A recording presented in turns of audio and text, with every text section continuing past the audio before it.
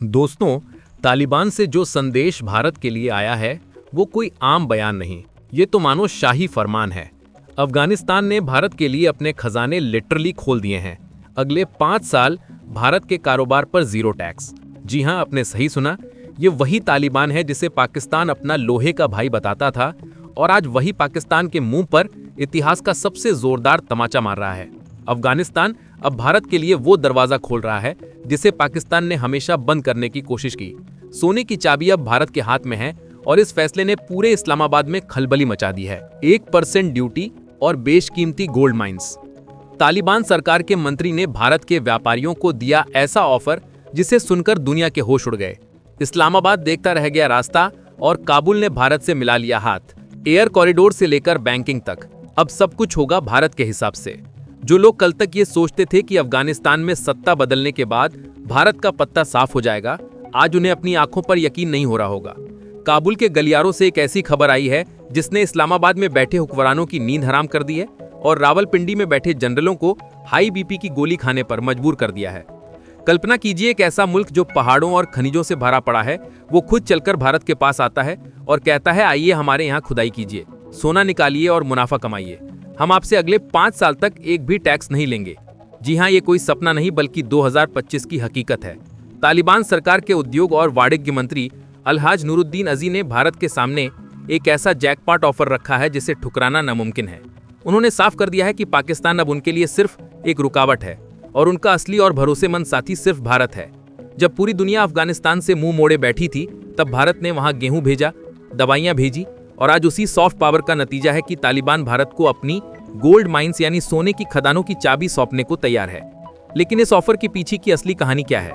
क्यों अचानक तालिबान को भारत की याद आई और इस फैसले से पाकिस्तान की अर्थव्यवस्था कैसे डूबने वाली है? हम आपको बताएंगे इस धमाकेदार खबर की पूरी कहानी, तो बने रहिएगा वीडियो पर और इस संबंध में आपके जो भी विचार हो कमेंट में लिखकर जरूर बताइएगा। लेकिन दोस्तों, इस गोल्डन ऑफर की गहराई में जाने से पहले कुछ ऐसे सवाल हैं जो आपके दिमाग में जरूर उठ रहे होंगे और यकीन मानिए इन सवालों के जवाब ही पाकिस्तान की बर्बादी की स्क्रिप्ट लिख रहे हैं। आखिर तालिबान ने चीन और पाकिस्तान को छोड़कर भारत को ही अपनी सोने की खान क्यों ऑफर की? क्या ड्रैगन की चाल उल्टी पड़ गई है? 5 साल तक टैक्स फ्री और मशीनरी पर सिर्फ 1% ड्यूटी। इतना बड़ा रिस्क तालिबान क्यों ले रहा है? क्या उसका खजाना खाली हो चुका है? क्या भारत की कंपनियां अफगानिस्तान के बीहड़ पहाड़ों में जाकर सोना निकालने का जोखिम उठाएगी और वहां उनकी सुरक्षा की गारंटी कौन लेगा? पाकिस्तान जो खुद को अफगानिस्तान का गॉडफादर समझता था, वो इस नई दोस्ती को कैसे पचा पाएगा? क्या वो फिर से सीमा पर कोई नापाक हरकत करेगा? अगर भारत ने इस ऑफर को स्वीकार कर लिया तो क्या अफगानिस्तान के रास्ते सेंट्रल एशिया तक भारत की सीधी पहुंच पाकिस्तान को हमेशा के लिए साइडलाइन कर देगी? इन सारे धमाकेदार सवालों के जवाब हम आपको इस वीडियो में आगे देने वाले हैं, तो बिल्कुल भी हिलिएगा मत। चलिए अब जरा विस्तार से समझते हैं कि आखिर ये लॉटरी है क्या जो भारत के नाम खुलने वाली है। हाल ही में अफगानिस्तान के वाणिज्य मंत्री अलहाज नूरुद्दीन अजी भारत के दौरे पर आए। ये कोई आम दौरा नहीं था बल्कि एक तरह से SOS कॉल थी।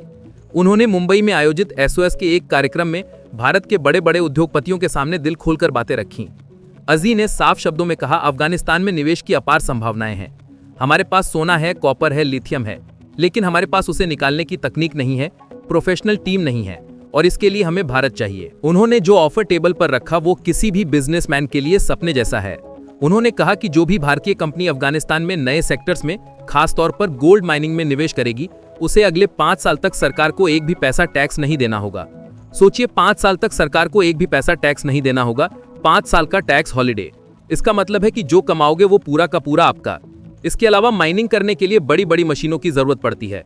अगर कोई कंपनी ये मशीनें भारत से या दुनिया के किसी भी कोने से अफगानिस्तान लाती है तो उस पर कस्टम ड्यूटी के नाम पर सिर्फ और सिर्फ 1% का शुल्क लगेगा। आज की तारीख में आप सुई भी इंपोर्ट करो तो 20 से 30% टैक्स लग जाता है, लेकिन वहां करोड़ों की मशीनों पर सिर्फ 1% टैक्स। अजी ने यह भी भरोसा दिलाया कि जमीन की कोई कमी नहीं है, कंपनियों को लीज पर जमीन दी जाएगी, बिजली दी जाएगी और सरकार की तरफ से टैरिफ सपोर्ट भी मिलेगा। लेकिन इसमें एक छोटा सा पेज भी है और वो पेज भारत के हक में ही है। अजी ने शर्त रखी है कि आप सोना निकालिए, लेकिन उसकी प्रोसेसिंग अफगानिस्तान के अंदर ही होनी चाहिए। इसका मतलब है कि वहां फैक्ट्रियां लगेंगी जिससे वहां के स्थानीय लोगों को रोजगार मिलेगा। ये एक विन विन सिचुएशन है। भारत को सस्ता कच्चा माल और सोना मिलेगा और अफगानिस्तान को रोजगार और इंफ्रास्ट्रक्चर। अजी जी ने तो यहां तक कह दिया कि अफगानिस्तान में आपको कंपटीशन यानी प्रतिस्पर्धा नहीं मिलेगी। मतलब मैदान पूरा खाली है, आओ और छा जाओ। जहां दुनिया के बाकी देश डर रहे हैं, वहां भारत के लिए रेड कारपेट बिछाया जा रहा है। अब आते हैं इस कहानी के सबसे मजेदार हिस्से पर, पाकिस्तान का क्या हाल है।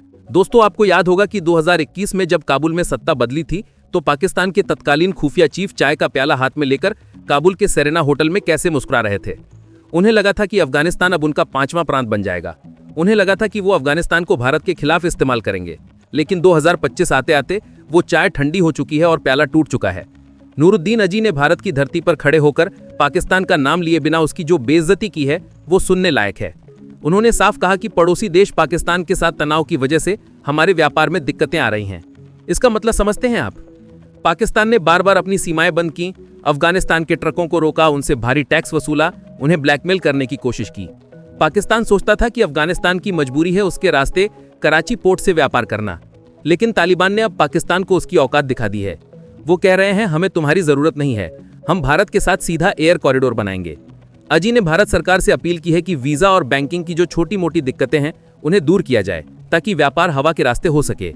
पाकिस्तान बीच में दीवार बनकर खड़ा था, लेकिन भारत और अफगानिस्तान ने उस दीवार के ऊपर से हाथ मिला लिया है। आज पाकिस्तान की हालत धोबी के कुत्ते जैसी हो गई है, न घर का न घाट का। उसके खुद के घर में खाने के लाले पड़े हैं, आटा मिल नहीं रहा, बिजली आ नहीं रही, और वो सपना देख रहा था कि अफगानिस्तान के खनिजों पर कब्जा करेगा। अफगानिस्तान के मंत्री का भारत आना और ये कहना कि हमें भारत पर भरोसा है, ये पाकिस्तान की पूरी विदेश नीति के मुंह पर एक तमाचा है। पाकिस्तान ने सोचा था कि वो स्ट्रैटेजिक डेप्थ हासिल करेगा, लेकिन उसे मिली क्या? Strategic death. आज अफगानिस्तान पाकिस्तान बॉर्डर डूरैंड लाइन पर गोलियां चल रही हैं और दूसरी तरफ काबुल दिल्ली रूट पर बिजनेस की बातें हो रही हैं। ये है मोदी के नए भारत की कूटनीति, जहां हम दुश्मन को गोली से नहीं बल्कि अपनी आर्थिक ताकत और भरोसे से मारते हैं। पाकिस्तान अब सिर्फ बाउंड्री के बाहर खड़ा होकर तमाशा देख सकता है, खेल में शामिल नहीं हो सकता। अब जरा बात करते हैं उस खजाने की जिसके लिए सारी कवायद हो रही है। अफगानिस्तान को खनिजों का सऊदी अरब कहा जाता है। अमेरिकी जियोलॉजिकल सर्वे की पुरानी रिपोर्ट्स और नई रिसर्च बताती हैं कि अफगानिस्तान की जमीन के नीचे $1 ट्रिलियन, जी हां, $1 ट्रिलियन से ज्यादा की खनिज संपदा दबी हुई है। इसमें सिर्फ सोना नहीं है, इसमें कॉपर, तांबा और लोहा है, और सबसे महत्वपूर्ण लिथियम है। लिथियम वो सफेद सोना है जिससे आज दुनिया की सारी बैटरी, सारे इलेक्ट्रिक व्हीकल और सारे मोबाइल फोन चलते हैं। चीन की नजर इसी लिथियम पर थी। चीन ने बड़ी बड़ी बातें की, वादे किए, लेकिन चीन की फितरत है कर्ज के जाल में फंसाना। तालिबान को यह बात समझ में आ गई है कि चीन सिर्फ शोषण करने आता है, विकास करने नहीं। चीन वहां गया, फोटो खिंचवाई और वापस आ गया। लेकिन भारत का इतिहास अलग है। भारत ने अफगानिस्तान में संसद भवन बनाया, भारत ने वहां सलमा डैम बनाया जिसे दोस्ती का डैम कहा जाता है। भारत ने वहां शहतूत डैम बनाने का वादा किया, भारत ने वहां के बच्चों को स्कॉलरशिप दी, क्रिकेट सिखाया। ये सब चीजें वहां के लोगों के दिलों में बसी हैं। इसीलिए जब खदानों की बात आई तो पहली प्राथमिकता भारत को दी जा रही है। अगर भारतीय कंपनियां वहां हाजीगंज जैसी माइंस में आयरन ओर या सोने की खुदाई शुरू करती हैं तो सोचिए भारत की अर्थव्यवस्था को कितना बड़ा बूस्ट मिलेगा। हमें सोना इंपोर्ट करने के लिए डॉलर खर्च नहीं करने पड़ेंगे, बल्कि हमारी अपनी कंपनियां वहां से सोना कमाएंगी। ये भारत की एनर्जी सिक्योरिटी और रिसोर्स सिक्योरिटी के लिए एक मास्टर स्ट्रोक है। और सामरिक तौर पर देखिए, अफगानिस्तान में भारत की मजबूत मौजूदगी का मतलब है पाकिस्तान का पूरी तरह से घिर जाना। एक तरफ भारत, दूसरी तरफ भारत का दोस्त अफगानिस्तान, बीच में फंसा पाकिस्तान। चाबहार पोर्ट के जरिए भारत ने पहले ही पाकिस्तान को बाईपास करने का रास्ता बना लिया है।